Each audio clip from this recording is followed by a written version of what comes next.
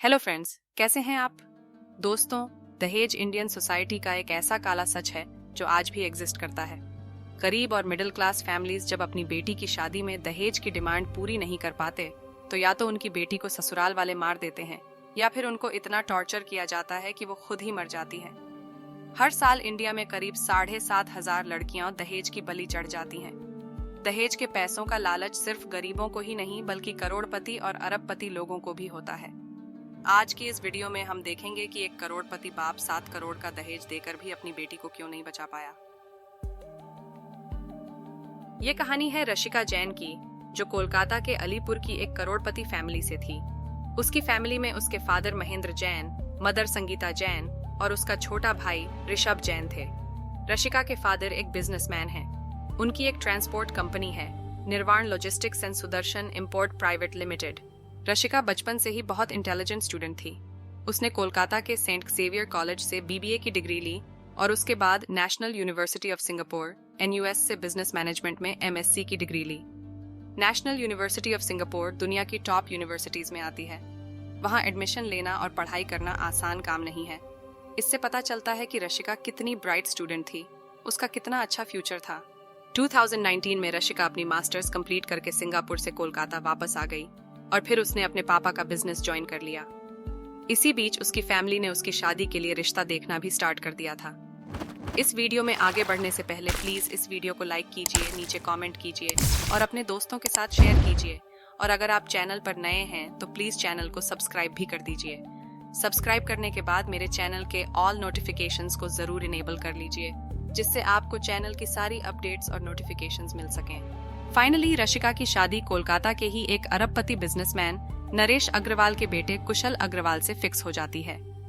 नरेश अग्रवाल के कई बिजनेस हैं, जिनमें कुछ बड़े नाम भी हैं, जैसे भारत सीमेंट कंपनी और कुशल पल्ली रिजॉर्ट। शादी की डेट निकलती है 9 फरवरी 2020 की। स्टार्टिंग में सब कुछ बड़ा अच्छा नॉर्मल था।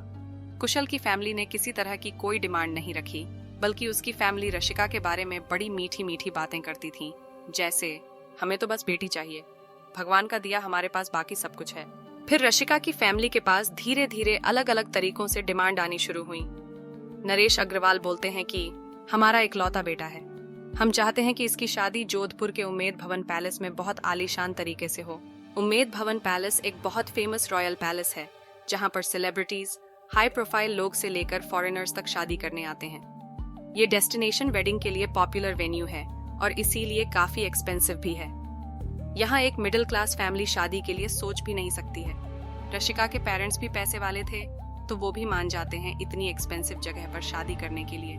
यही नहीं, शादी की सभी रस्मों के लिए भी नरेश अग्रवाल की फैमिली ने बहुत ही शानदार, खूबसूरत और महंगी लोकेशन सिलेक्ट की थी, जैसे कि ITC वेलकम जोधपुर में संगीत की रस्म के लिए सिलेक्ट किया, तिलक समारोह के लिए मेहरानगढ़ फोर्ट होटल और बाकी की रस्मों के लिए खिमसेर सैंड ड्यून्स रिजॉर्ट को फाइनल किया गया। ये सभी बहुत ही एक्सोटिक एंड प्रीमियम वेन्यूज हैं। रशिका महेंद्र जैन की इकलौती बेटी थी और वो उसकी शादी में कोई कमी नहीं रहने देना चाहते थे, इसलिए उन्होंने खुशी खुशी इन सभी लोकेशंस के लिए हाँ बोल दिया था। अब तक नरेश अग्रवाल की फैमिली को समझ आ गया था कि रशिका की फैमिली के पास काफी पैसा है, तो उनका लालच बढ़ने लगा। उन्होंने सोचा कि अब रशिका के फादर से पैसों की डिमांड करने का परफेक्ट टाइम है और उन्होंने खुलकर दहेज मांगना शुरू किया। अग्रवाल फैमिली ने एक नहीं, दो नहीं, बल्कि पूरे 7 करोड़ रुपए की डिमांड महेंद्र जैन के सामने रख दी। दहेज की डिमांड सुनकर ऋषिका और उसकी फैमिली शॉक्ड हुए, पर अब इकलौती बेटी की शादी की बात सबको पता चल चुकी थी। बेटी की खुशी और समाज में अपनी इज्जत के लिए महेंद्र जैन ने दहेज की डिमांड को भी एक्सेप्ट कर लिया। क्योंकि उन्होंने दहेज की डिमांड मान ली, अब शादी की सारी रस्में खूब धूमधाम से हुईं। रशिका के पापा ने बेटी की शादी में दिल खोलकर खर्च किया और किसी भी चीज की कोई कमी नहीं रहने दी। शादी में आए गेस्ट्स का भी धूमधाम से स्वागत किया गया और उनको वेलकम गिफ्ट्स भी दिए गए। नरेश अग्रवाल की फैमिली को भी महंगे महंगे गिफ्ट्स दिए गए। सब कुछ एक रॉयल शादी की तरह हो रहा था, जैसे मानो एक राजकुमार और राजकुमारी की शादी हो रही हो। इस शादी में 12 से 15 करोड़ रुपए का खर्चा हुआ। इंडियन सोसाइटी में ये बहुत ही अजीब सा चलन है, जिसमें माँ बाप अपनी बेटी की शादी के लिए अपने स्टेटस से भी बाहर जाकर खर्च करते हैं। कुछ अपनी सारी जिंदगी की सेविंग्स लगा देते हैं, तो कुछ कर्ज में डूब जाते हैं। और बहुत लोग तो अपनी बेटी की शादी के लिए अपना घर बार तक बेच देते हैं, सिर्फ ये सोचकर कि चाहे जो भी है हमारी बेटी खुश रहे, किसी तरह से उसकी लाइफ बन जाए। बस इसी बात का कुछ लोग फायदा उठाते हैं। वो लोग यही बोलते हैं कि जो भी आपसे मांग रहे हैं वो आपकी बेटी के लिए ही तो होगा, हमारे लिए कुछ नहीं होगा। बस इसी बात को सुनकर बेटी के माँ बाप इमोशनल हो जाते हैं। वो सोचते हैं कि दहेज देना हमारी बेटी की खुशी की गारंटी है। पर दहेज मांगने का सिलसिला सिर्फ एक बार पर खत्म नहीं होता। यहाँ तक कि नरेश अग्रवाल जैसे अरबपति बिजनेसमैन, जिसके पास पैसे की कोई भी कमी नहीं थी, वो भी दहेज की डिमांड करता है। इससे पता चलता है कि दहेज का अमीरी या गरीबी से नहीं बल्कि सोच से लेना देना है। जिसकी सोच खराब है वो दहेज मांगेगा और जिसकी अच्छी है वो कभी नहीं मांगेगा। 9 फरवरी 2020 को धूमधाम से रशिका और कुशल की शादी हो जाती है। रशिका बहुत खुश थी क्योंकि उसकी इतने अच्छे पढ़े लिखे और अमीर परिवार में शादी हुई थी। उसके माँ बाप भी यही सोच के खुश थे। वैसे भी उनका मानना था कि इतनी धूमधाम से शादी की है, किसी तरह की कोई कमी नहीं छोड़ी और दहेज भी दिया है, तो रशिका को अपनी ससुराल में कभी कोई दुख नहीं झेलना पड़ेगा। दूसरी तरफ शादी को 11 महीने ही हुए थे और रशिका 5 जनवरी 2021 को अपने माँ बाप के घर रहने आ जाती है। बेटी घर रहने आई है, इस बात से रशिका के माँ बाप खुश तो थे, पर अंदर ही अंदर वो थोड़ा परेशान भी थे कि रशिका अचानक बिना बताए आई है। कहीं ससुराल में कोई प्रॉब्लम तो नहीं? रशिका के पेरेंट्स ने उससे पूछा कि सब ठीक तो है। तब उसने बोला कि मैं कुशल के घर अब कभी भी वापस नहीं जाऊंगी। ये सुनकर उसके पेरेंट्स को बड़ा धक्का लगता है। अब रशिका जो आगे उनको बताने वाली थी वो तो और भी ज्यादा हार्ट ब्रेकिंग था। वो उन्हें बताती है कि कुशल ड्रिंक करता है और ड्रग्स भी लेता है। सिर्फ यही नहीं, वो नशे में उसको बहुत मारता है और पैसों की डिमांड भी करता है। रशिका ने बताया कि एक दिन कुशल ने उसको इतना मारा कि 3 दिन तक उसकी आंखों की रोशनी चली गई थी। 3 दिन तक उसको कुछ दिखाई नहीं दे रहा था। उसका हॉस्पिटल में ट्रीटमेंट चला था और 3 दिन बाद उसकी आंखों की रोशनी वापस आई थी। सिर्फ कुशल ही नहीं बल्कि ससुराल वाले उसको पैसों के लिए बहुत टॉर्चर करते हैं। ये सुनकर रशिका के पेरेंट्स के होश उड़ गए। उनके तो जैसे पैरों तले जमीन ही खिसक गई। उन्होंने रशिका से कहा कि इतना कुछ होता रहा तो हमें क्यों नहीं बताया, सब कुछ अकेले क्यों सहती रही? तब रशिका ने बोला कि मैंने आपको पहले ये इसलिए नहीं बताया क्योंकि आपकी तबीयत खराब थी। नवंबर 2021 में रशिका के पापा की तबीयत खराब हो गई थी और उन्हें हॉस्पिटलाइज करना पड़ा था, इसलिए उसने उन्हें पहले कुछ नहीं बताया था। रशिका ने आगे बताया, मैंने 2 बार पहले आपको फोन करके जो पैसे मांगे थे वो भी कुशल की फैमिली के टॉर्चर करने पर मांगे थे। अब मुझसे उनका मेंटल और फिजिकल टॉर्चर और नहीं झेला जाता, इसलिए मैं यहाँ आ गई हूँ। अब मैं उस घर में दोबारा कभी भी नहीं जाऊंगी। क्योंकि रशिका उस टाइम बहुत परेशान थी, उसके पेरेंट्स ने उससे कुछ नहीं बोला, पर बाद में धीरे धीरे उसको वापस जाने के लिए समझाने की कोशिश करने लगे। लेकिन रशिका वापस जाने को तैयार ही नहीं थी। वो बहुत डरी हुई थी। जब बहुत समझाने के बाद भी वो नहीं मानी तो उसके पेरेंट्स ने उसे वापस जाने के लिए कहना बंद कर दिया और सोचा कि कुछ दिन बाद सब कुछ अपने आप ठीक हो जाएगा। रशिका के घर आ जाने के 1 महीने बाद उसके ससुर नरेश अग्रवाल ने रशिका के पापा महेंद्र अग्रवाल को फोन किया और बोला कि दोनों बच्चों को एक और मौका देना चाहिए। नरेश अग्रवाल ने उन्हें भरोसा दिलाया कि अब ऐसा कुछ नहीं होगा और ससुराल में अब रशिका का पूरा ख्याल रखा जाएगा। जब बेटी ससुराल से वापस मायके आ जाती है तो लोग तरह तरह की बातें करना शुरू कर देते हैं। कोई भी माँ बाप अपने बेटी को दुखी देखना तो नहीं चाहते, पर समाज और रिश्तेदार के प्रेशर में आकर वो कोशिश करते हैं कि अगर समझौते की जरा भी गुंजाइश हो तो उसको वापस ससुराल भेज दें। रशिका वापस जाना नहीं चाहती थी, पर उसके पेरेंट्स ने उसे दुनिया, समाज और रिश्तेदारों का हवाला देते हुए समझाकर 13 फरवरी 2021 को वापस अपने ससुराल भेज दिया। उन्हें इस बात का जरा भी अंदाजा नहीं था कि वो अपनी बेटी को आखिरी बार देख रहे हैं। उधर रशिका को ससुराल वापस आए हुए 3 दिन ही बीते थे कि 16 फरवरी 2021 की दोपहर लगभग 2 बजे वो अपने भाई, पापा, ससुर और पति के फोन पर मैसेज भेजती है, जिसमें उसने लिखा था, I tried to live here, but I cannot bear the torture they have inflicted. It is better that I go. Papa, don't miss me.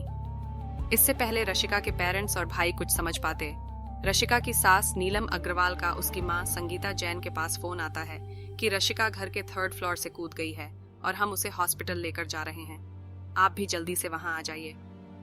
ये सुनकर उसके घबराए हुए पेरेंट्स तुरंत हॉस्पिटल पहुंचते हैं। रशिका की बॉडी पर मल्टीपल फ्रैक्चर्स थे, जिसकी वजह से उसे इंटरनल ब्लीडिंग हो रही थी। इस वजह से उसकी ट्रीटमेंट के दौरान डेथ हो जाती है। एक 25 साल की इंटेलिजेंट, इंडिपेंडेंट और फाइनेंशियली स्टेबल लड़की डावरी अब्यूज की बलि चढ़ गई। अगर वो जिंदा होती तो उसका बहुत ब्राइट फ्यूचर था। दुनिया की बेस्ट यूनिवर्सिटीज में से एक से पढ़ाई करने के बाद वो अपनी लाइफ में जरूर कुछ बड़ा, कुछ अच्छा करती। पर इंडियन सोसाइटी में अंदर तक फैली दहेज की इस बीमारी ने एक और लड़की की जान ले ली। रशिका ने अपनी शादी को लेकर कई सपने देखे होंगे, पर 1 साल तक इतना टॉर्चर सहने के बाद वो इतना हार गई कि उसने मौत को गले लगाना बेटर समझा। 17 फरवरी 2021 को रशिका का अंतिम संस्कार किया जाता है और 24 फरवरी को उसके पेरेंट्स अलीपुर पुलिस स्टेशन में कुशल, नरेश अग्रवाल और उसकी पूरी फैमिली के खिलाफ FIR लिखवाते हैं, जिसमें उन्होंने बताया कि इन लोगों ने रशिका को दहेज की वजह से हैरास किया, मेंटली और फिजिकली टॉर्चर किया। उन्होंने ये भी बताया कि कुशल को शराब और ड्रग्स की आदत है और वो नशे में रशिका को पैसों के लिए मारता था। उन्होंने अपनी FIR में ये भी लिखवाया कि अग्रवाल फैमिली ने उनसे 7 करोड़ रुपए का दहेज लिया और साथ में उन सभी महंगे महंगे सामानों की लिस्ट भी पुलिस को दी जो अग्रवाल फैमिली ने उनसे मांगे थे। उन्होंने पुलिस को ये भी बताया कि दहेज के 7 करोड़ रुपए उन्होंने 3 फंक्शंस में दिए थे। पहली किश्त उन्होंने 8 नवंबर को रशिका और कुशल की रोका सेरेमोनी में दी, दूसरी किश्त 14 दिसंबर को एंगेजमेंट फंक्शन में दी और फाइनल किश्त शादी के दिन 9 फरवरी को दी थी।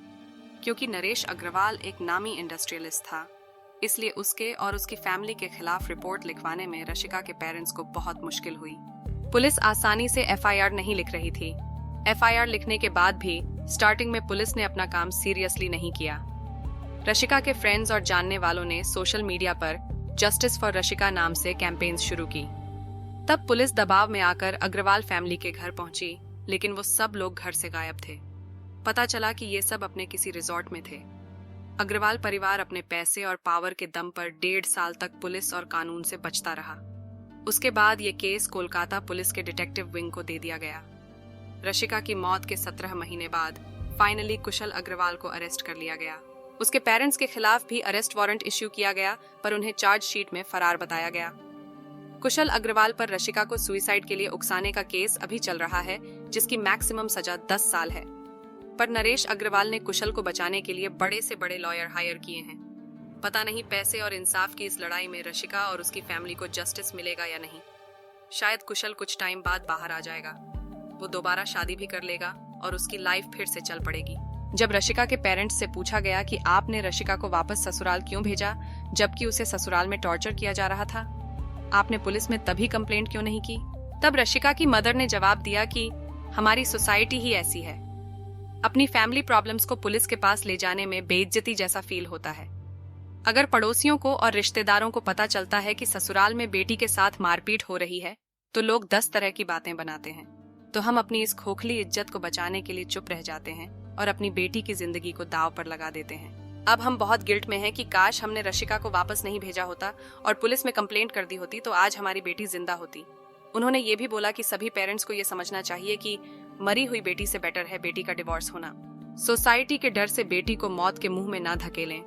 करोड़ों का दहेज भी रशिका की जान नहीं बचा पाया। ये बात सभी को समझनी होगी कि दहेज कभी भी खुशियों की चाबी नहीं बन सकता। अगर ये वीडियो पसंद आई हो तो इसे प्लीज लाइक कर दीजिए और मेरे चैनल को प्लीज सब्सक्राइब भी कर दीजिए।